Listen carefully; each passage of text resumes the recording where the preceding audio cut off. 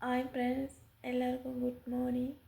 நல்லா இருக்கீங்களா? எப்படி இருக்கீங்க? ரொம்ப நாளாக வீடியோ எதுவுமே பண்ணலை. எஸ்டர்டே என் பர்த்டே. நிறைய பேர் விஷ் பண்ணியிருந்தாங்க. சொந்தக்காரங்க, ஃப்ரெண்ட்ஸ் அவ்வளோ பேர் விஷ் பண்ணியிருந்தாங்க. என் ஃப்ரெண்ட்ஸ் மாருங்கெல்லாம் சரியாக 12 மணி ஆகும்போதே கால் பண்ணி நிறைய பேர் விஷ் பண்ணாங்க.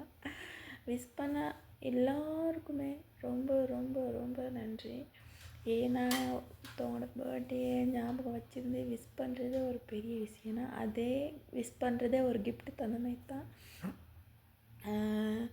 கிஃப்ட்டு தாரது முக்கியம் இல்லை, நம்ம மனசார ஒருத்தவங்களுக்கு பர்த்டே விஷ் பண்ணுறது சிறந்ததுன்னு நான் நினைக்கிறேன். ஒவ்வொருத்தவங்க ஒரு விஷுக்காக வெயிட் பண்ணுவாங்க, அந்த மாதிரி காத்தெல்லாம் இருந்திருப்பாங்கன்னு நினைக்கிறேன். ஏன்னா ஒருத்தவங்க விஷ் பண்ணும்போது அதுலேயும் ஒரு சந்தோஷம் இருக்குது தானே. ஏன்னா எனக்கு நிறைய விஷ் பண்ணாங்க. அன்றைக்கி ஃபுல் டே ரொம்ப ஹாப்பியாக இருந்தேன். அவ்வளோ பேர் விஷ் பண்ணியிருந்தாங்க, ஒரு 50 பேர் மாதிரி. எல்லாருக்கும் ரொம்ப ரொம்ப ரொம்ப நன்றி. என் பர்த்டே ஞாபகம் வச்சுருந்து விஷ் பண்ண எல்லாருக்குமே ரொம்ப நன்றி.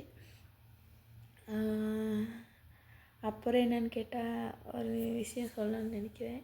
நம்ம பொதுவாக பர்த்டே அந்தமாதிரி வந்தால் என்ன சாப்பாடு, நம்ம சொந்தக்காரங்களுக்கு கேக் வெட்டி சாப்பாடு அந்தமாதிரி கொடுப்போம்.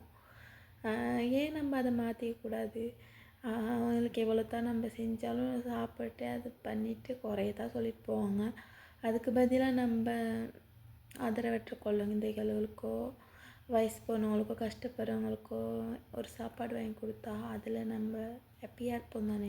அவங்க சந்தோஷமாக சாப்பிடுவாங்க. அந்த சந்தோஷத்தில் அவங்க சந்தோஷமாக சாப்பிட்றதுல நம்மளோட சந்தோஷமும் அடங்கியிருக்கும்.